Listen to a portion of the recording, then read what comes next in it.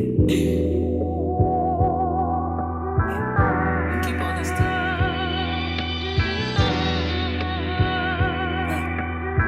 heavy is the head. I see the boat throwing. I'm too full with it. I gotta keep going. Kobe with the wins. You niggas just Ginobili. You winning only cause of me. Let's keep the ball rolling. No disrespect, Slim. Where is your check, Slim? Welcome back to a brand new episode of the You Weren't There podcast. I am, of course, your host. At Mia was here. We happy to be back. We missed you guys. We got a great one for you today. I'm gonna let my co-host introduce herself. We're gonna get into our guests and then we're gonna get started. Chaz. Welcome back at Chaz DL. We here. Got a wonderful guest for you this evening. I'm excited for the conversation. Let's get into it. Brandon. What's up, y'all? I'm Brandon Deshaun. You can find me at IG at Darcy No Die. Yeah. What you working on? Oh, You know what I'm saying? So what I work. We want you to hold spill with it. You know what? Hey, Not today. Not today. When I work on, I got a new song that just dropped called "Fake Love." Fuck you, Ashley. You know, it's out right now. Also, show in New York, Brooklyn, 15th. KJ show I'm hosting, the homecoming. Check out, come to that. Get VIP tickets if you can. What's that? The 23rd, I'm hosting and doing interviews at Live at the Cookout open mic and Hanover. The 30th, the 30th. Got going on, don't the 30th, I'm doing interviews at Salt Pepper Catch Up 4th year reunion show. So yeah. Okay, you got a lot coming up. Oh, I forgot to. Okay, he gonna get mad if I don't say it. June 6th, Go-Go Museum. I'm hosting too. The Music What is Sanctuary, Music Sanctuary show at the Go-Go Museum. Who's gonna be at the Go-Go Museum on January 6th? Devin Dizelle. We're doing tributes to like COB, Backyard Wrestling, and stuff like that. Okay, shout out to Devin Dizelle. You know what I'm saying? A former guest of the show. You know what I mean? Like, shout out to that guy, man. Like, you know, we love and we appreciate the effort every time, man. So make sure y'all go check that out on June the 6th, Go-Go Museum. Brandon, we want to get into your journey, right? Long awaited. We've been planning this one for a while. And so we want to get into like where your journey as an artist starts, when the hosting began, how that transition has been for you. Has there been one at all? Like, give us your story. So I started when I was 3, say no. But some people start there. No, I started when I was in 7th grade. To be honest, we did a talent show, and I think my first year in that school, and I was like, nobody know me. I could do whatever I want. So they were like, yeah, you gotta do this and do that. So I'm like, I'm about to rap. You gonna rap? I'm like, yeah, I'm about to rap. So I rapped a Ludacris verse on a stage, and they liked it. Which Ludacris verse? Just remember Gossip Folks? Yeah. Yeah, I rapped that verse right there. Wow. Okay. So I did that. I had the student outfit on, all that stuff. It was fun. So that's why I started out. But regular musically, I started off like 2016, to be honest. Okay. So I was like, basically, I was like I was an intermission for a group. Like they do songs, then I come in, I start rapping, then they take a break, I start rapping again. And then after that, we did it for like a whole 2 years. And then after that, I could do it by myself. And then I just kept going. But then I stopped though. I stopped. So I went to 930 Club, right? And security was patting me down. Security was like, don't I know you? I was like, nah, you don't know me. He said, yeah, I know you. So he was like, yeah, you used to do music. I was like, damn, used to? So you know, the white boys behind me was like, damn, bro, you a has-been. I was like, I gotta prove a point. Wow. I love proof of points. Yeah. And that was 2019. I couldn't do nothing because 2020 and Facts, yeah. Traumatized. That's crazy. Like, where was the point at which you realized music went from like hobby to passion? I want to say 2022. Because then I wasn't performing. I was performing still, but it was rare. I did like 2 shows that year. But I was studying everything in the DMV, how I'm gonna attack it when I go on. So 2023 came, I did 56 shows versus the 2 shows I did the year before. Wow. And then I was just like, fuck it, keep going. Just run it. Now that's crazy. Like 2 to 56? Yeah, that's what I was studying. Right. What were you studying? Like everything, when how everybody move, because every DMV got community, right? Right. But every community is separate. Right. That's the thing. That's why we can't come up, basically. So I was studying every damn community. I'm like, all right, bet. I'm going to go over here, go do this, do that. Now I have noticed how you kind of like move in and out of like various spaces. Because I do think that that's something that I've always noticed, something we've talked about on the show before, is like there is absolutely community that exists here, but there are always like kind of pockets, right? You have these communities here, these communities there, and I think the combination of those communities is where like we tend to be at our strongest. I do disagree with the fact that that's like as big a problem as it used to be, though. I think we're working pretty consistently to try to combine a lot of those communities. I'm seeing that happen in real time, and I think it's beautiful. And so I want to give, you know, our city credit for that, because like I do see us consistently working to try to combine spaces. I feel like Somoris is doing that. I feel like Eclectic is doing that in the DJ space. You know what I mean? I'm seeing these communities start to come together. Yeah. So I think that that's beautiful, but I agree that for the longest I think the difference is that there were very specific spaces where like kind of everybody went once upon a time. And now I think we're rebuilding and moving back into a space where that's happening again. But there was this like very pocketed, very like clear separation in terms of like, you know, people working only with who they want to work with, people only doing things with their team. And I do think that that's a problem in terms of growth, because like the impact of the states that have like kind of taken things over is combined effort. And I don't think all them niggas fuck with each other either. And I think that's like the common excuse is like, you know, these people, you got like free car music over here, and then you got like a more alternative hip hop space over here, and then you got people who are like more experimental. You got like a rock band scene, and like then you got the go-go scene, which is always ever present. And I think like watching those communities kind of come together and join effort is something I'm really proud of us for now. And I never want to skip over it. I agree. But it was a long period of time where I was worried. Like, damn, y'all really don't like each other, which is not relevant in terms of like growth. As long as we have the same agenda, us having like the same like path by which we pursue this goal, to me, it doesn't matter. We just need to be going the same place. Yeah. How we get to the same place is not relevant. That's right. And I think as long as we remember that, like, we gonna be all right. Right. And people gotta let go of their egos too. That's what's stopping a lot of stuff too. But the DMV, that's a thing everywhere. That's a thing. It is. But the DMV is coming together way better than like the last few years. I like that. Like I actually like. I've seen it. I'm like, okay, bet y'all doing this. Oh, y'all know each other. Okay, bet. I love it. And I think like what you mentioned as far as ego, I think that's part of it. I think there is an understanding now more than ever that like, well, y'all tried to do all of this on your own, and you've had like the support of like, you know, these kind of larger platforms that didn't really get you out of here. You know what I mean? And so now I think there's an understanding of like, we tried to do this by ourselves. Like, no, we need to start combining effort and resources, because like doing it by yourself, that's never going to work. Like 10 men ain't never going to be stronger than 100, and 100 ain't never going to be stronger than 1,000. Do y'all, what? Isn't that a mix? Because what you mean? The coming together part, from my vantage point, is everybody is doing it themselves, but combining their do for self with each other. Yeah. Right. So like the gatekeeping is kind of, because the industry is dying, the gatekeeping is going away. So you got this pocket. I would say it's gone. Put my own stage. I'm put my own show on. Put my own show on. Oh, word, you do that too? Let's collab. Let's do that. So that's why I'm like, is it a mixer or how y'all seeing it? Because that's how I was seeing it. Like everybody's doing their own thing, is putting their own platform together, but they're coming together with their own whatever that is. I agree with that. I think Somoris and the Love Movement, they just did a show a few weeks ago, which was on 8th Street. And the plethora of types of artists there, right? Like Somoris is more of like a backpack hip hop based artist. There was a guy there, like that's more like the trap. There was a young lady there that's more like the sexy go-go. I can't remember that young lady's name. Right. Yeah. Impressive performance. While the music might not have been for me, the performance I thought was fantastic. And like she like the princess of go-go or something. So like rapping over go-go beats. And so it's like all of these different kinds of music, but they're all in one space. And I felt like everybody got love, right? Everybody brought their own crowd. And so like, because that was always an issue in the past, right? You bring your own crowd, and then, I mean, for me, like Chaz will tell you, like I lead this crowd lead. Like now it's bitch empty. Like, and I used to like teach promoters lessons based on stuff like that.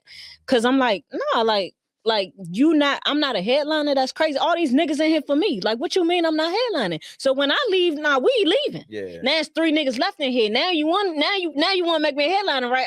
I threaten you into submission. Like, I'm not having that. That's right. She's like, all right, y'all, let's go. Yeah. And I've seen that at a lot of shows for a lot of different artists, where it's like when this artist leaves, so does this crowd, because they brought everybody. Yeah. And I think like the understanding now of like, like you got a huge crowd coming with you, and that's great. But like if we keep all of our crowds here, look at how this like sells. You know what I'm saying? Mm-hmm. So I think like we reaching that point now. And also I think like the concept of ego is dying a little bit. And I think that that's beautiful too, because we've tried this like individualism for so long. But I think the combination of resources, even though we may not all be on the same thing, is valuable, it's important, and allows you to come in and take over spaces. Yeah. And then also it opens the door for like all of the people coming behind you, right? Because all of these pockets of creatives have artists coming behind them. There's a front man always, right? There's, every group need a Nelly. You know what I mean? But, like, it's just, it's what it is. You know what I'm saying? Like, every group need a Nelly, every group need an Eminem. You know what I mean? Like, every group need a 50 Cent. Yeah. But that doesn't mean that the ones coming behind you don't have value, don't have importance, and also can't add to these spaces in tremendous and incredible ways. You know what I mean? Buck and Lloyd both had hit albums after 50, and then the G Unit project went crazy. Yeah. Yeah. His formula was a little different. Yeah, he had a different formula. Yeah, his formula was different. His formula was the opposite of Nelly's, whereas Nelly waited until he was like the guy. But that was the industry standard. Yeah. Nelly followed the industry standard, and 50 was like, nah, I'm gonna put them on when everybody anticipating my second album. Yeah, and that's what popped. No one else really did. No, I don't know if a lot of people have done it since. Nobody did it. Nobody done it. Nobody done it. I ain't seen nobody do it like 50. Like Drake, he allowed that group to build on his momentum. Yeah. And I think a lot of artists historically, you tend to be very selfish, right? So I did the little like anonymous questions thing this week, which is hilarious. You guys are hilarious, but we're not getting into that. Like y'all, okay. Well, I'll tell you what I really think about that later, Chaz. But engagement. So I had a guy ask me this week, like, would you date a rapper, right? And the answer to that is fuck no. Not then and not now. I think there is a lot of ego that comes into this space. The reality of it is this, and I'm gonna be let's keep it a buck because we don't lie on here. A lot of y'all were losers before you picked up that microphone. I was not cool niggas. Y'all couldn't dress. A lot of y'all still can't. A lot of y'all need to be hollering at me. You need a stylist, for real talk. But like, a lot of y'all were not cool or did not get attention, or weren't. Maybe it's not even necessarily that, but like we're very socially awkward before you arrived in these spaces. And so now that you have this like extreme amount of attention on you, it goes to your head a little bit. And I'm not gonna deal with that. And it's funny you say that because I'll be posting different artists in my story. They're like, oh, I used to know him. He was a nerd in school. I'm like, damn. It's a lot of like, and it's nothing wrong with that. Yeah. Like, Logic built a whole career being the geek in the room. So like, I don't think there's anything wrong with that. But I think when you're talking about dating, like, I'm not going to deal with your ego. I have one of my own. Yeah. And mine is much bigger and much more well established. So like, we can't both be princesses, boo. Sorry. But that's my rationale. He come to your closet with a crop top. Really on that Ezekiel Elliott shit. Like, you're not finna be sexier than me in this relationship. That's crazy. But for me, that's I wouldn't date in art. I think there is a lot of ego, and I think like you see it like almost everywhere, right? Ego is what essentially has killed Nicki Minaj's career. Yeah, you know what I'm saying? Like, I think like ego is getting the best of Cardi. I'm super disappointed in her, man. I'm a Cardi fan. I love that girl. Disappointed for? Come on, man. Like, we love Steph. We got a lot of mutual friends with Steph, so we ain't gonna say nothing crazy about the boy. But like, you gotta know what you deserve and stand on that. Like, and I don't think like and I said this like in the stories, it was mostly bullshit in the Not Gonna Lie questions this week, but there were a couple of real ones in there. And something that I said that I really stand by is like, I let a lot of people like mistreat me for way too long. And you end up building the attachment, and it's hard to let go of. You got to think, like, when you dealing with people, and especially when you're talking about children, you're not just talking about like relationships and attachments, you're talking about soul ties, and they're difficult to break. And you got to stand consistently like in your faith and in your boundaries in order to break them anyway. Facts. So like I think that there's a situation of like, come on, man, you know what he on, baby. Like this nigga got a brothel and you living in it voluntarily, and you make more money than him. Right. I don't think you take this shit when you make more money than a nigga. I think there are a lot of women who deal with a lot of things because they need some help. And I ain't judging that. I understand that. But I do think that happens often with women and some men. There's some gold digging niggas out here too. They take a lot more when they need some assistance, when they have come to, appreciate a certain level of lifestyle, and they know that without this person, they may not have it. But you getting more, doing more, you the A-list and he B, and you tolerating that from that? Come on, man. Like, I just seen a video of her arguing too. I'm like, come on now. What'd she say? We couldn't hear it. Like she was arguing with stuff. I did gonna call you. The video just came out. It just came out. I know you seen it. Well, actually, shout out to Hale Zell. He DJ'd the I think it was a Mother's Day event that Stefan just had out here. Damn. And so shout out to Zell. Truly like a pillar in this community, somebody who's like done it all, never satisfied, continues to grow, continues to learn, continues to put in the work. We got to try to get Zell on the show, but I really think there are some great things that Stefan is doing. I've watched him put on these camps for these kids. I've watched him do things for free. I went to high school with him. You know what I'm saying? So there's two sides to every man. That's right. You know what I mean? And I don't think that just because some mistakes get made doesn't mean we have the right to call him like a terrible person or anything. Y'all don't know that nigga neither. No. And there's some things that come with money and fame. You know what I mean? And some people are a little more prepared for what that means, for how that transition can change you, and are a little more stand up in it. And some people, they fall to it, and that's just life. And just like men fall to it, so do women. You know what I'm saying? So it's no judgments over here. You know what I mean? Everybody need an opportunity to grow. And just because it's something going on right now, don't mean that's who we gonna be forever. But that I ain't letting no nigga treat me like that in public. Like, a nigga gotta respect you enough to keep the shit private if that's what's gonna go on. Facts. I mean, that's a whole nother conversation. I was about to ask. Let's get into it. Have you? I was about to ask you real quick though. Have you dealt with your bouts with your ego doing this, music thing, and as you gain a community and fans, have you had to check your ego? Yeah. So I came in the game with no ego. To be honest, that's why I was showing everybody love. Like, I think sometimes I be too humble. Everybody always check me on it. They're like, you too humble. You doing this, you doing that for everybody. I'm like, I got me though. Right. I know I got me. I haven't dealt with that at all yet. Thank God. I'm not that type of person yet. But I don't want to be. So I know I say yeah, but I don't want to be that person. Nah, I respect that, honestly. Like, I put this on the gram like a week ago, but I heard God like say to me so clearly, like, humble yourself before I do it. Like, I woke up one morning and heard him say it in my ear. And so, like, I believe in that. You know what I mean? There's nothing wrong with like remaining humble and letting God do the elevation, because that's how it's supposed to work anyway. You know what I mean? Like, when you get into it, you don't got to tell nobody. That's true. And all of the niggas that's really getting to it don't have to say anything anyway. You think if Stefan walks into a room, he has to say anything? Not anymore. So, you know what I'm saying? So I think like, when you moving correctly, I think like you humble yourself before God and you let God elevate you. And that way it lasts. Right? Because like Nicki is proof. I can't go back to this enough. That hoe is proof that if you the only one elevating you and you not letting God do that for you, the fall is vicious and it is massive. It's gonna eat you up alive. Man, like, woo! You ain't got enough money in the world to make me trade places with that hoe. Like, oh my gosh, like I cannot imagine what it is to wake up in her skin. That seemed like it sucks. Yeah. And honestly, this is also why like you don't idolize these people who are in these positions that you're trying to reach. You have no idea what it took for them to get there or what they dealing with in themselves to try to like maintain and who they are behind these closed doors, behind this money, behind this fame, behind these accolades. Nicki is arguably one of the greatest rappers all time, to me, by far greatest female rapper all time. I think there's no question in competition on that. But look what it's come to. Ego. They're gonna mess around and wipe this out the history books just because like she's a weirdo. That's gotta suck. They do.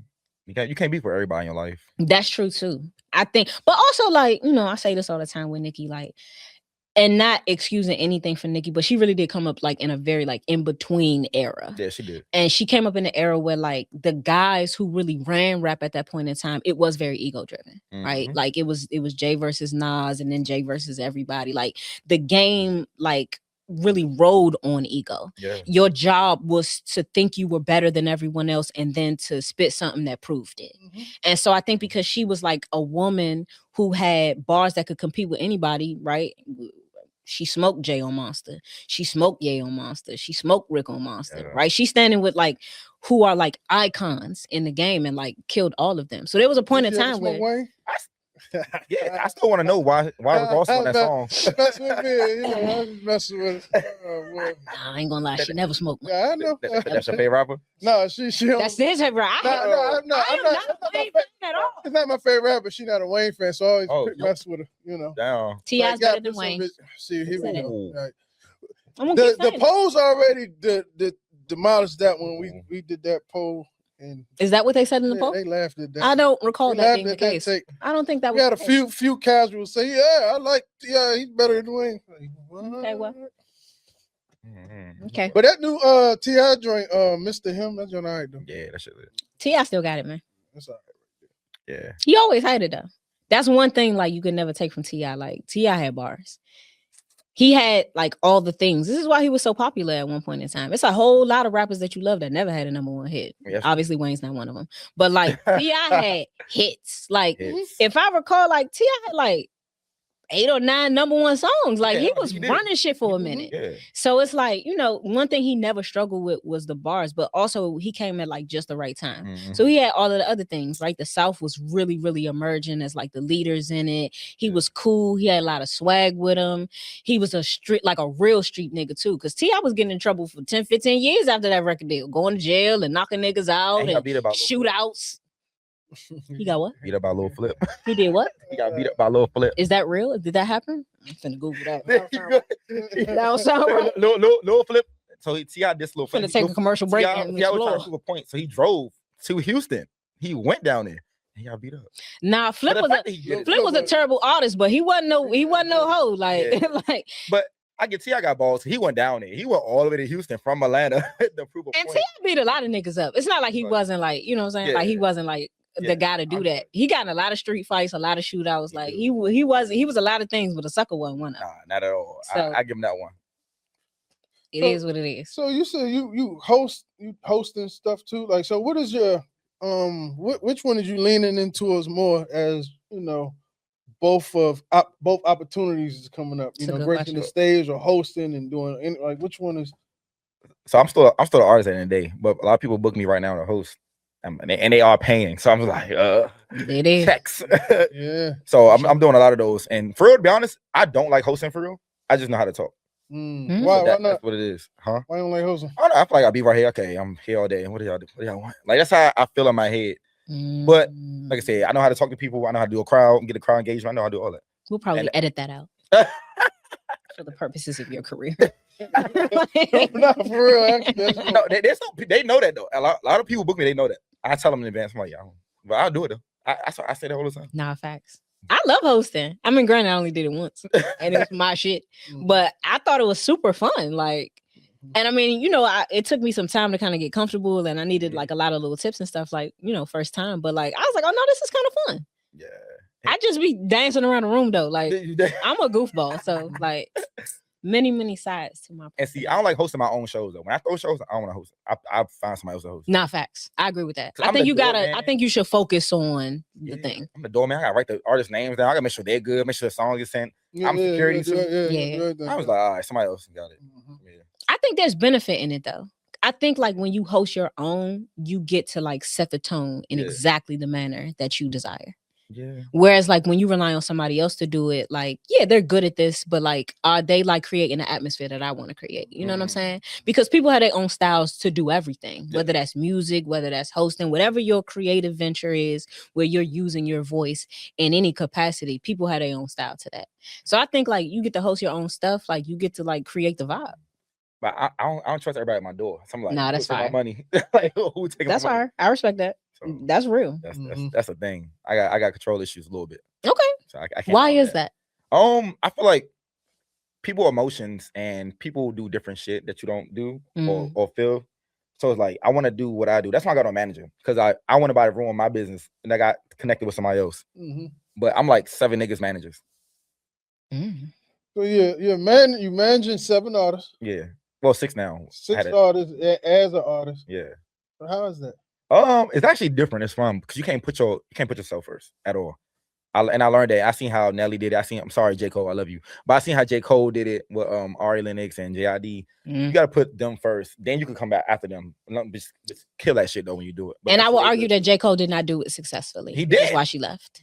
So like it's a lot. But honestly, I think that's a great like pivot into that. Like, are you at all concerned that like focusing on that many artists and hosting and your career puts you in the back burner, like in a way that like you're not going to be able to properly invest in yourself? No, not at all. Because I got a plan B for everything. So this don't work. And then we communicate. I talk to my artists every week, like what y'all doing, what's going on, boom, boom, boom, all this. Like I got 4 artists dropping this summer. So I'm like, okay, my album come out this summer also. So after y'all finish, I'm pushing forward. Right. I do think that says something about you as a person, that like there's no concern of competition or interference, like, because you have to truly believe that there's room for everybody to maneuver like that. Because, you know, like there are artists like, no, like they got friends doing music, right? They not on my label. I'm not necessarily promoting them. These just my homies in the industry. But when my album coming out, my album is coming out. And these are artists that already have millions of fans, millions of dollars. And it's like, no, they not touching these other people when they stuff is on the way. So I think like that requires like a level of faith that is incredible. Patience, for real. Nah, for real. I won't even do one no more. What's your view on like competition though? I don't care about competition. I actually like laugh at it. I find it funny. Even like, for example, when we did the Whammies, right? All the people nominated. I made jokes about it the whole week. Actually, the whole month. Even when I was there, I was drinking. I'm like, yeah, those are peoples. Because like they good peoples, you know what I mean? Did you get nominated for a Whammy? I did. 2 years in a row. I lost both times. It's cool. And I told him, I say, I lost in a turtleneck. I be saying it. So I be like, turtleneck. I be saying a lot of stuff to them. Like even beforehand, we did like a little, you remember Timmy Turner? Remember how there's like Dinkelberg? I tagged the artist that was nominated in the same category as me, and I collaborate with them all that. And we just talking trash the whole day. That's beautiful. So it's just fun. And people take stuff too serious. Like just relax. Just have Where'd you get that from?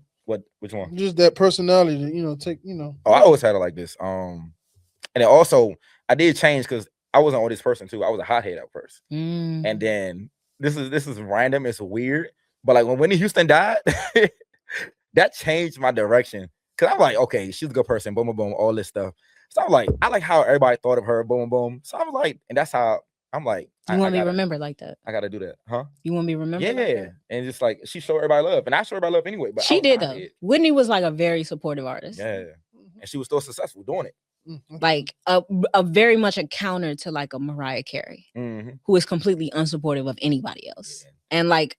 In fact, is like almost a little nasty to art sometimes. Like the way she was looking at Money Long, that award show when she was singing her shit, it was like, damn, you ain't had to come on, man. Right, like, you just smile, do the fake smile. Like, yeah, like, but you know what? Prince used to do that too.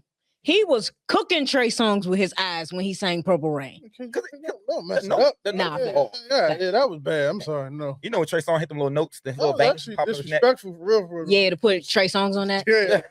I think like, chose for real. Yeah, like I think putting Trey Songz on anybody else's music is low key disrespectful. Yeah, he has a very, and I mean, I like his first album though, Trey Songz. Yeah, first album was too. The second one was too. With the I Invented Sex and all that joint on there. That was the hit joint. You ain't mess with it. After the first, that was the commercial joint though. Yeah. The first one was like that was him. Yeah, that was the soul music. The second one, he come back with a haircut. He trying to sell records. I mean, the game is the game, Chad. You gotta let that shit go. Be like, I mean, I know what it is. That's what's up, but I don't have to like it because I know what y'all buy. That's what's up. I ain't mad at you. He got a very unique voice though. He not somebody that I think, but I ain't gonna lie, like as of late, I feel like there's a trend where like people are destroying these like performances meant to like honor these artists. I feel like very rarely, like I'm not gonna lie, the Usher tribute, I don't care what y'all say, that was awful. And those are all talented people who did the tribute, but it was all women though. Yeah, So it was like Coco Jones did There Goes My Baby. Tiana Taylor and Victoria Monet did Bad Girl. Keke Palmer did, I think it was You Don't Have to Call. And I thought it was abysmal. And all of them are wonderful. They're talented. I love all of them. I talk about Coco Jones on here all the time, but I just don't think they were the right people for that homage. Yeah. I was wondering like who picks them? Like who picks them? Yeah. I'll be wondering that because I know it's like some people who can do this well. Like I'll give you a perfect one, right? They were given I think it was like a ceremony like that for like New Edition, right? So they gave like Johnny a song, Ralph got one, and I remember it was I think his name is Luke James, exactly, who did My for Johnny Gill, and he smoked it. Yeah, it was perfect. You know, that's what you have to do. But is Luke James like the more popular artist? No, we know who he is. He just hasn't crossed over. Not to say that can't happen for him. It just hasn't happened yet. But it's like, no, we picked the best for this. I felt like with Usher, they went with popularity. They did. And those voices, those song choices even were not right for this homage. Right, because we're Chris Brown. He should have. They could use this year. We gotta get into that too. Y'all heard that new Chris Brown album? I ain't heard. It's a lot of songs. It's 22 songs or so. The reviews on it are pretty terrible. And he came out, I believe, was this week. Like, you know, if you're not a fan of mine, then you shouldn't listen to it. And I respect that perspective. But as a Chris Brown fan, that album was terrible. Damn. But his music always hit years down the line. Something get viral on TikTok that from an album that was 2 years old, and the next thing you know, that's real. You know, sometimes you do got to sit with music though. I will say, like, as far as my first, I've only heard it like twice at this point, right? Because it's really long.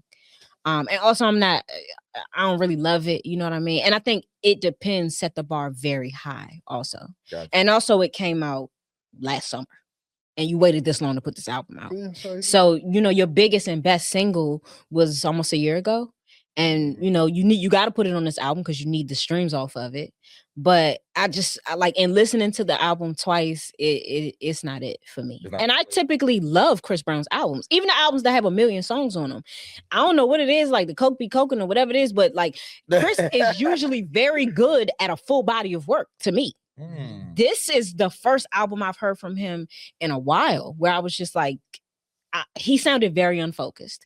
And what, like, he was searching for a hit. He was searching for something as big as It Depends. And none of it is that. That's how it sounded. And I'm telling you that as like a fan of Chris Brown. And I know, you know, everybody has a problem with women being a fan of Chris Brown. But let me tell you something. That's a thing? That's a thing on Twitter specifically. Oh, for real? What?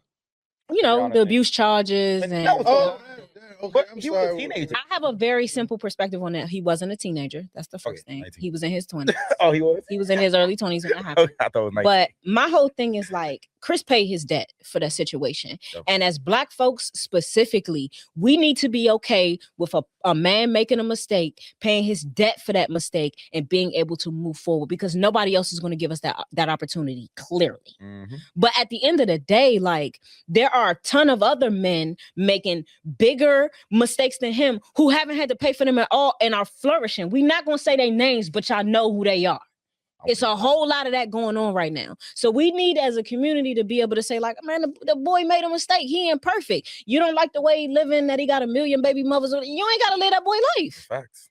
But he paid his debt. Like, how long y'all gonna hold that over him? Like, honestly, like forever, because it was Rihanna. Yeah, but Rihanna forgave. So him. Like, no, we know that, but so she forgave him. So you telling me she could forgive him and I can't? People were finicky.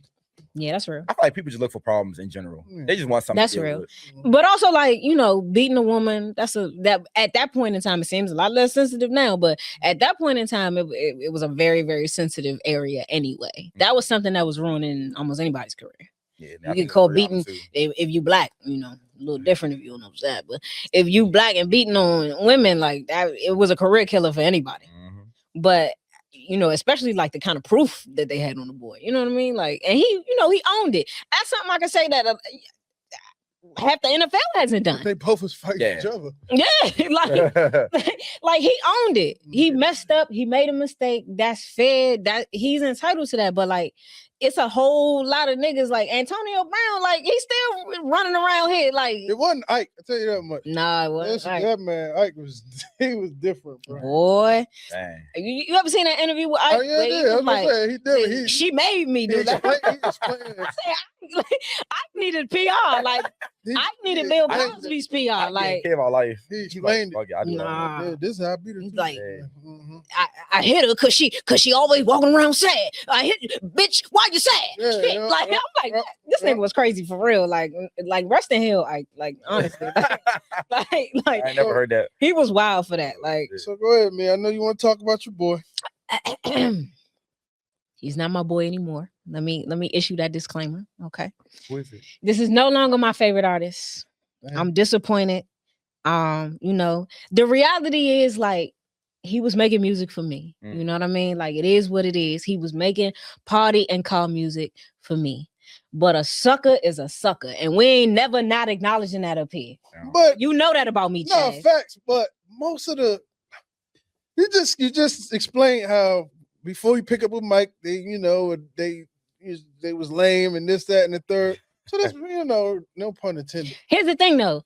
At some point, like you've watched people transition out of that a little bit. That could be said about a lot of artists. Hold on. You can transition out of what? Being what? I think you could transition out of being corny. I do. You can't. I think you could transition out of being corny. No? No. You can't. All right, well, I wouldn't know. I'm not 20 motherfucker. I can't relate to none of this. I don't know who you are. I'm just saying, like, I don't know. I don't live like that. The character could make it seem like... You telling me there's no artist who was probably I'm scared to say it. You don't have, yeah. But what are we talking about when we say corny? Like we talking about just clothes or personality? I'm going off how what you because that's subjective too. I think there's levels to corny. It is levels to it. I think you can learn how to dress, right? I think it's guys that like character to me. Okay, it's character corny. Okay, and Drake is definitely a corny character. So there's a lot of corny characters. There's a lot of corny characters in Drake. You're not going out of that. But I think everybody, I think you can move into a cooler space as far as the aesthetic is concerned. But there's a lot of people like who wouldn't mess with these guys if they were still dressing like they used to dress, having the haircuts they used to have. Like I'm looking back at some of these Kendrick fits, and it's like, whoa, there's been growth. You look at Kendrick before Section 80 and then look at Kendrick at the first Super Bowl performance with Dr. Dre. Them two different niggas. Yeah, but the character wasn't corny. That's true. That's true. He was never corny as a person. That's what I'm talking about. True. You know what I'm saying? Drake, I think the thing about Drake that made him easier to deal with prior to everything within the last 5 years is that like he embraced like, no, I'm not a cool guy. Like I'm emotional. Like, like he embraced that about himself. I appreciated what I felt like was a more authentic presentation. But I'm not making no excuses for the bitch that he's become. Damn. So I'm like, we're not gonna do that today. Hey, yo. That being the case, right? Oh shit. Iceman is on the way. Most anticipated album of the year or least anticipated album of the year? Let me know, Brandon. I think second most anticipated album of the year. Second most anticipated. Why? I think everybody waiting for a response. They just want him to say something. That's all they want. They just want to see what he want to say. That's all they want. No, at this point, it's over. No, but Drake, he liked to say I think he would be crazy to say something. I think people just he want need to party move that Nah, I don't think he'll do it. I think we're looking for the party again, honestly. Yeah, people want it's gonna be on that, but I don't know if I've seen a real track listen. But the way I'm looking at it, I think Kanye and Cardi B was on it. So we're gonna see something if that's the real track listen. Kanye's on it? Nah, I can't. I'm like, I hope he ain't no way. Because like we gonna see. We're gonna see. Because people waiting on, and I'm not the Drake fan or whatever, but just being in music, people were waiting for the past few years since he's been quiet. People hadn't get a chance to just groove like they want to, and I'm seeing that on the town. Like people just want to go to a cookout or whatever party event. We want the bops back. We do. They want. We want the bops. We do. That's his only claim. Which is crazy because hip hop was coming back as a resurgence of lyrics and where it started. And now it's people anticipating because they want to bop again. Niggas getting wild outside. People are tired of thinking. Shit, no. They know Drake not about that. So that's crazy. It's about to be summer. So people are tired of thinking, right? What? We got artists that still. It's about to be summer. So what type of artistry are you? It depends on the beat, to be honest. So I can go different directions. So that's why I get booked for so many shows, because I could give you different stuff. Not gonna lie, feels like a bit of a cop out. No, I mean, it's not like so. But all right, let me say this. It makes sense because you manage 6 artists, you host, you do that, so that makes sense. I can live with your answer on that one. So for example, right, Fake Love is a punk rock song. I'm not rapping at all on the whole song. I had to go to the studio 3 different times because my voice kept going out. Like then the song before that was a New Orleans bounce song. The song before that was a Southern song. I had a song before that was a New York vibe. So like how I feel, I'm picky with beats too. I'm real picky. I'm picky as hell. So do y'all think this Drake album gonna be classic? No. Honestly, I think it's gonna be terrible. I think like Drake done put out 56 songs since that beef, and all of them, pretty much all of them have been terrible. Yeah. So, but it was him though. I think it's the perception, like something in that battle changed people's psyche on this man. Nah, Drake changed psyche in that joint too, because Drake got fucked up mentally. I'm not gonna lie, like Kendrick really like.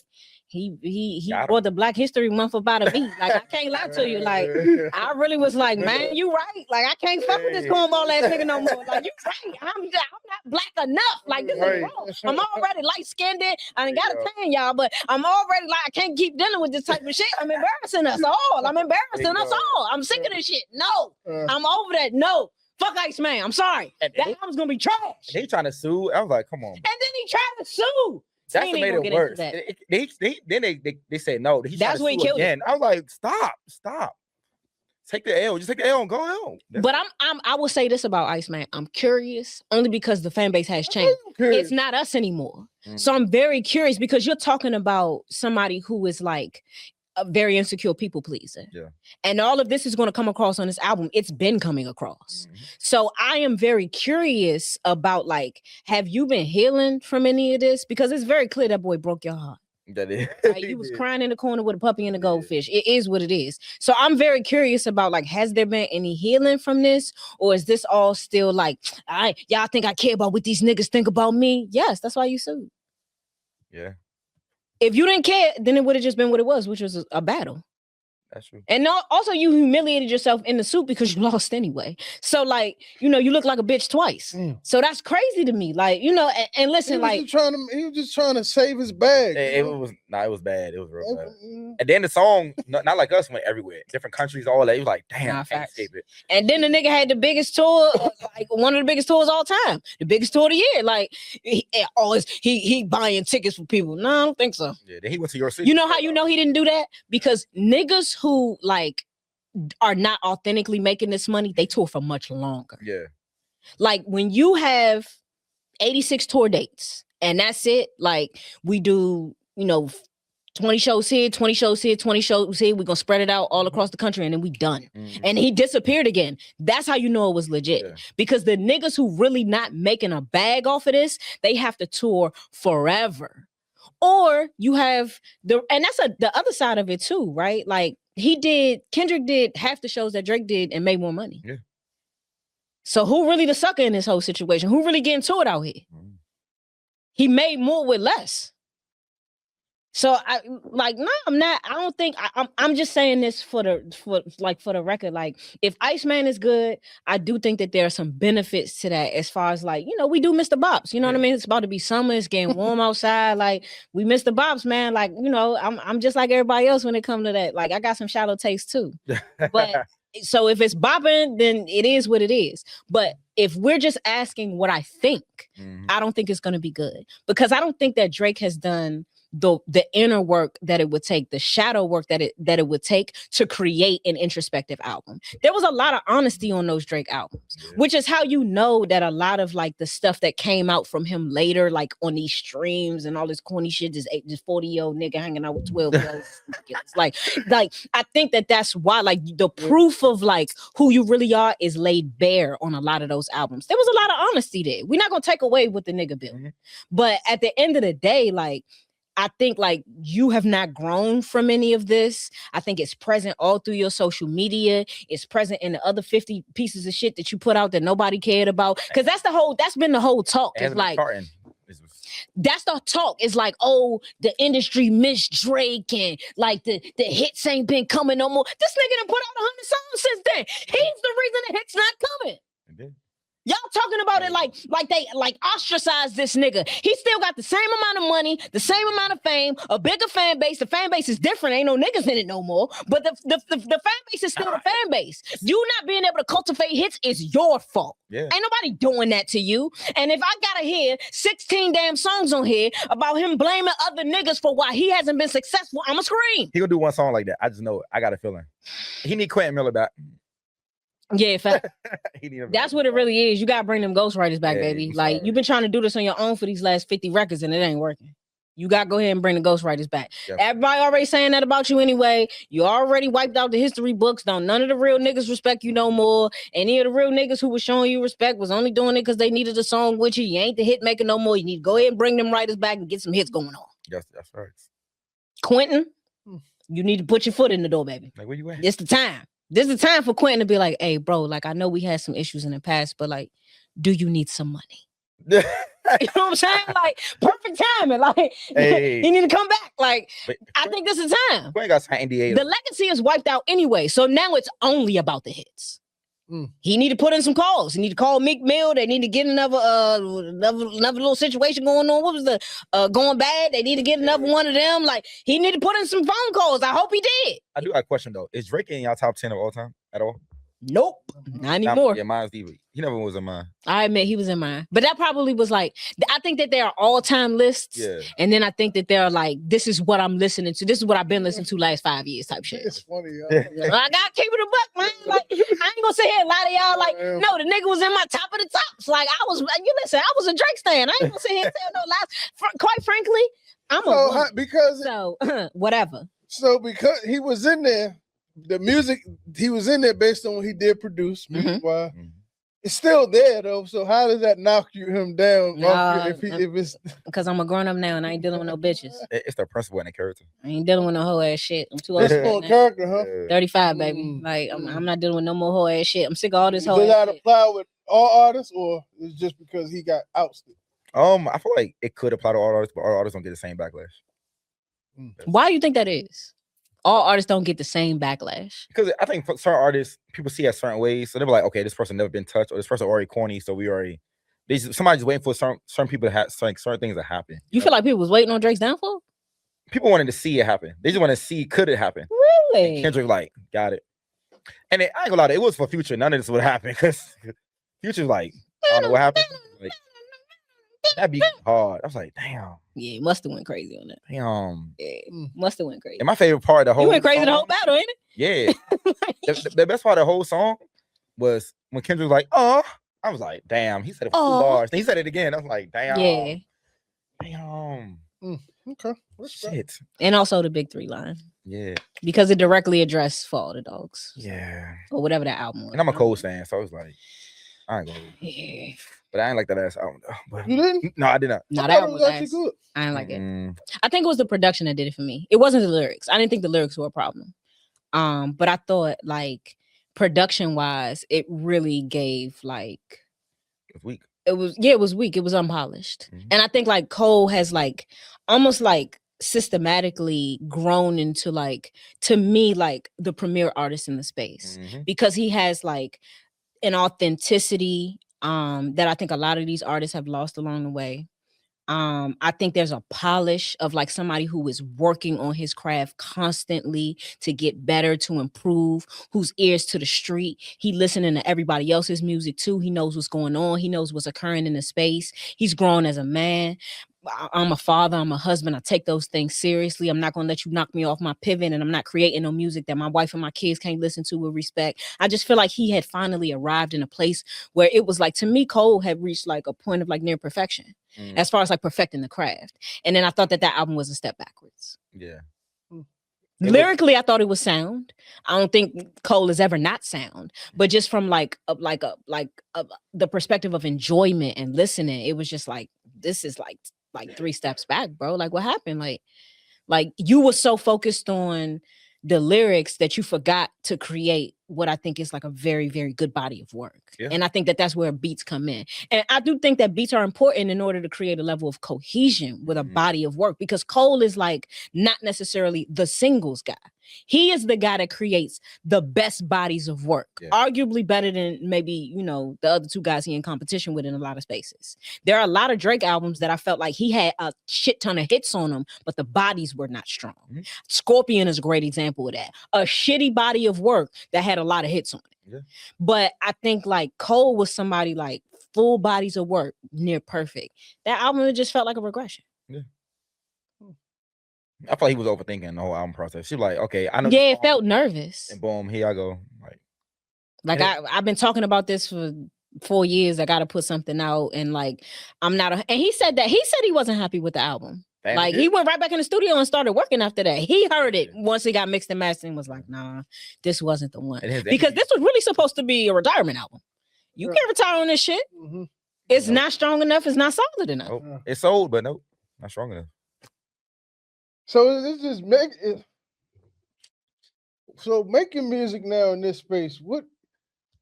How can you be creative now? Like, what is the direction artists go? Because it sounds to me like no matter who you are, the consumer ears are starting to be different. They in transition.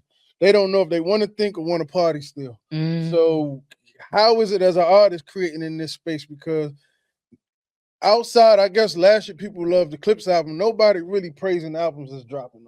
And these is legends that's releasing music. You know, so what is that creative process like for you now, going into this space of transition? And see, for me, I don't care about like what people like or they don't like. I make music that I like. I want to be able to hear my song over and over. To me, I'm like, because I see a lot of artists, they make music they think people want to hear, and it's temporary when they do that. That's it. It goes away. You gotta make quality. You make quality. It's not gonna last.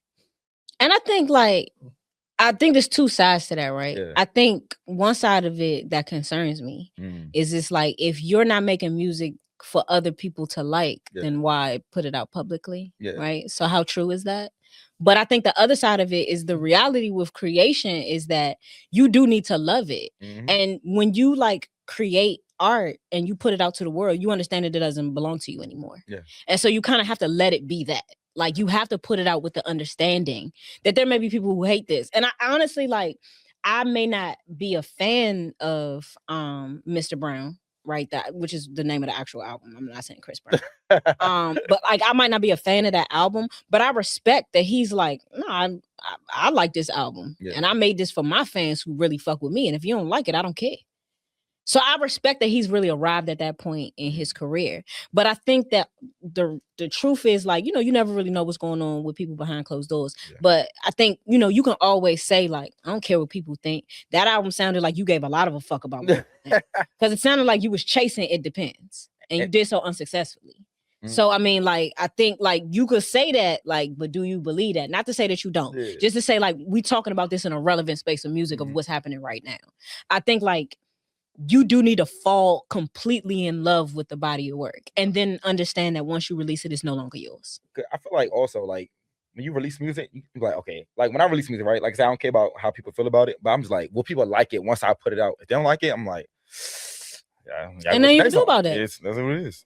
Ain't nothing you can do about it. And like you gotta be okay with it. Like, I just like, damn, people like this shit. I was like, I'm nervous as shit when I push the damn button.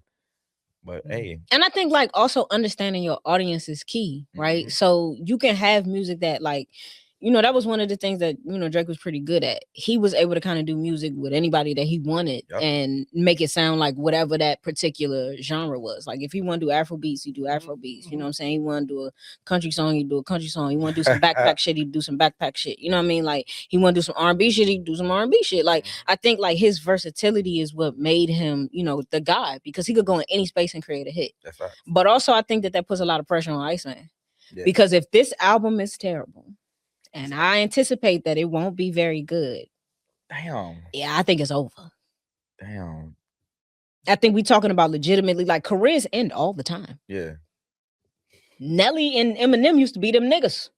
Yeah, definitely. And I mean, they still got all the respect. You know what I mean? That's what happens when you move with some honor. But you know what I mean? They could still do a Super Bowl and I want to see it. I'm waiting on Nelly to come on the Super Bowl stage and hit me with the Underlay, mommy, yeah. Let's pop it down. I'm still waiting on it.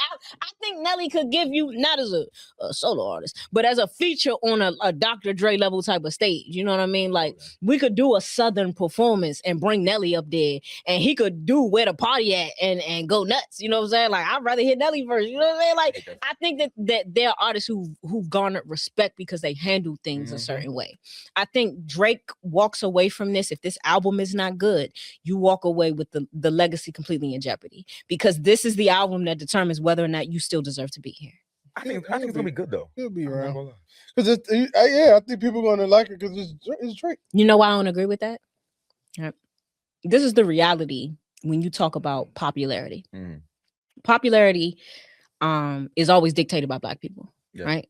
We introduce it, we make it cool, and then people steal it, right? How long do you think Drake lasts when we no longer think he's cool? How popular do you think he stays then? That was his advantage. Yeah. That he was cool to this population of people, even if it was only women. Because niggas was bopping to him in the club. I think once we stop thinking it's cool, when we stop thinking it's relevant, when we stop thinking it has value, that trickles down because we control culture. No, I agree. Who have we done that for? Like in a positive way or negative way? Who? Yeah, okay, negative. Like who has we said, oh, this not cool no more, we ain't rocking with them no more? Who have we done that for? The Game. The Game make good albums too, though. Nah, he do. He make good. The Game make good albums. Bitches ain't selling. This nigga selling 8,000 units. Yeah, okay. Meek Mill. Sorry. Okay, all right, yeah. I fuck with Meek. That's a good example. My man. Yeah, dab you up on that one. Yeah. That was a solid one right there. Now I like Meek though, but can't defend him. It kept getting corny. It's like, it got corny. I really blame Nicki for this shit. That bitch was ruining. Oh my God. Yeah, that was your fault, girl. I'm serious. Like the second that he got with that hoe, it got lamer and lamer every year, and it just never stopped. Like it was just like she exposed the cornball within him, and it just never stopped rolling down the hill of corny. And we know he was corny until later on. We like, I didn't know the nigga was corny till Nicki. She brought the lame out of motherfucking. He could never put it back in the box. Yep. Okay. That's interesting. I'm telling you, I think it's real as hell. Like honestly, like I think if this album not good, it's gonna be over with. But also, like on the other side of that, right? Who are the most anticipated albums of this year? Who do we want to hear from? Because I like my issue with Iceman is just curiosity. I don't think it's gonna be good. I'm being genuine with you. See, so like you said, so nobody wants to hear music from nobody unless it's a new. If Kim put out a surprise album like Beyonce did that year, shit. Who? If Kendrick put out a surprise album, like, nah, you don't think it's going crazy? That's going crazy, but I don't think people gonna. It's not going upon that K. So they waiting on that new prodigy to come up. So. Oh, my bad. I said second most anticipated. I'm gonna say third. Okay, who's the first two? Rihanna and Beyonce. What? Rihanna, all right. People wait. Who's putting the album out? We was Beyonce, waiting. no, but Rihanna, I think people was anticipating. Why do you think that shit ain't coming out? But people just waiting that's for why it. they Y'all niggas let the fuck go. Like, honestly, like, I'm getting sick of this shit. Rihanna is not putting out no more music. Rocky would have to break her heart for that to happen. He gonna break it out. You're not getting a Rihanna album. This bitch pregnant right now. She got twins on the way. That's why she's saying pregnant.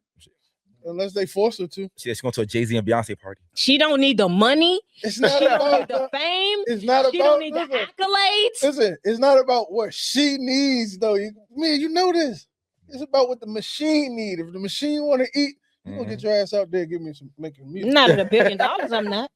I think $1 billion is how you begin to like make the machine turn on itself. Unless you Jay-Z. No, because that you do whatever they say. Unless you Mike, because that money is not, again, Kanye showed you to a degree that's not really your money. It's your credit. So I can turn off the switch. Yeah, they can turn off the tap. That's real. You know what I'm saying? So if the machine say, you know what? I need a distraction, Rihanna. Get out there and do it. What you want to do? That's crazy. I'm gonna be real, and this is the ugly side of it, right? It's like, Rihanna, she at the Met Gala, Beyonce at the Met Gala. They was looking a little thick, y'all, and I love it. But I think when you talk about like moving into these albums and then these tours, these things matter to people. We live in a very shallow society. Yeah. Right. And there's already this issue with Tyler where people are turning on Rihanna because Tyler is the more attractive one right now. And so, like, you know, there are a lot of these youngins who are fans of Tyler who do not understand the legacy that Rihanna created for herself, how truly popular she was. Rihanna, you talking about 10 number one hits. Like, this shorty ain't no game. Damn, she had like 17. Yeah, like, I'm just thinking of ones I could name off. Here, you know what I'm saying? Like we're talking about somebody who was a certified hit maker, right? And the game has changed. You know what I'm saying? Like, the game has changed. And so the reality of like coming out with a Beyonce or Rihanna album when you got all these kids and all of this comfort, like, you got to get back in the gym for people to buy this shit too. Rihanna could not put out an album tomorrow at the weight that she was at the Met Gala, which is ridiculous and ugly and unfair of some of y'all. But it's the reality of why this Tyler situation came out the way that it was. It's like, oh, like Tyler bad and Rihanna not bad no more and that bitch jealous. Like, bitch, I got $1 billion. I had 150 M's in a bank when I was this bitch age. And 8 number ones. Are you crazy? You think I'm jealous of this bitch who done stole her whole blueprint from me? Any outfit you ever seen this little hoe in, she stole it from a Rihanna campaign. I think it's ridiculous that we're having this conversation. But the truth is that is how the industry works. It's shallow, it's vain, and ain't nobody going to see no fat girls on tour. Yeah. Lizzo was the onlyest one. She came in. Name 3 other fat bitches that been on tour but Lizzo. I give you 10 minutes and $10 right now. Jill count? No, different. First of all, there's fat and no. And Jill was hot and thick. She was thick A. That's a different type of thing. Jilly from Philly was a different one. She wasn't fat. She was thick as sail, boy. But also different type of artist, different level of authenticity, different position in the game. These things matter. Yep, I do. You can be Jasmine Sullivan and get out here and go crazy, you know, in the chitlin circuit, you know, which is essentially what it is now. We ain't gonna put no punches on here. Like, this is what it is. But you cannot be Hot 100 and come out at the size that Beyonce and Rihanna are and still have people receive it. That's the ugliest part of the game, but it is the reality of the game. Yeah. They will have to get into the gym. Beachella. Right? Yep. One of the most fun documentaries I've ever watched. Beyonce talked about how she had to kill herself to get ready for that. And she said, I would never do this again. And when you're talking about the kind of tours that a Beyonce and a Rihanna do, you're talking about, 20, 30 countries. Yep. You're talking about touring for a year or more. You have to also be in a certain type of shape to do that every night. So it's not just about the aesthetic. It's about the functionality of the kind of tours that they bring. These are high energy, big stage tours that have a lot of dances, a lot of movement. And Beyonce, you know what she on? All night. All day. You know what I'm saying? So you got to be in a certain kind of shape to come out like that. So no, Beyonce not finna just drop no album in the next 6 months because it would take longer than that to get right in the gym and not have to hurt herself the way she did Beachella. And she already said she wasn't doing that shit again. And mind you, that was right after a kid. I got Act 3 coming out this month. Shout out to Act 3, baby. We need that to go number 1, man. Make sure y'all cop that Hot 100. All right. Flip the script. Okay. All right, that's a good question. For the sake of time, I'm gonna give you this one, maybe 2, but I'm gonna give you this one. You pick your answer and then kind of go in a little depth of why. That's great. Right. So you do so many things, right? So would you rather be the front man that everybody sees or the person behind the scenes who actually controls the vision? I'd rather be behind everybody. I control the vision. I like to see how everything's gonna execute properly. Sometimes I do a lot of stuff people don't know it's me. Or know I'm behind it. So I don't know. I don't care about the props. As long as I see it coming to light. Okay. Would you rather be loved for your talent or loved for who you are when the music stops? I love for who I am when the music stops. Because at the end of the day, you're not gonna rap forever. You can, but you're not going to. Right. So. Okay. Yes, sir. I mean, that was it. Yeah. And I think that's real as hell too. Like, I think what I love about Fat Joe and like Jadakiss podcast, right, is that there's like this legendary aura behind them, and so you willing to listen to what they have to say. But there is a transition that has to occur at some point, right? Like, I think one of LL's biggest mistakes was making albums for way too long. And it felt like mistake. Why you say a mistake? Because I think like while LL still had the flow, it gets to a point where it feels a little out of touch. I mean, yeah, for the younger audience, but you know, because it's like he's still rapping young shit too.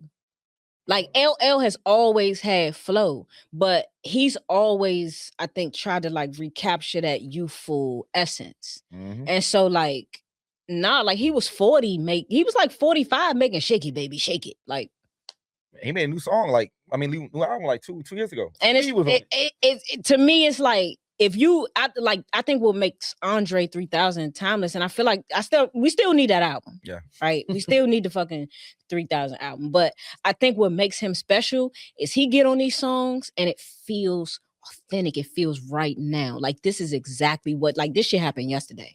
You know what I'm saying? Like I don't think Andre ever tries to be somebody that he's not. In every era of music that he creates, it feels real, it feels authentic, it feels present. And I think that that's where a lot of rappers have struggled to like make the transition in their careers. Is like you're used to creating this music that like kind of captures this particular moment of your life. Well, you're not in that moment anymore. You're 50 now. And I want to hear something authentic to where you sit right now. And if Andre can do it, y'all niggas could do it too. Y'all are talented.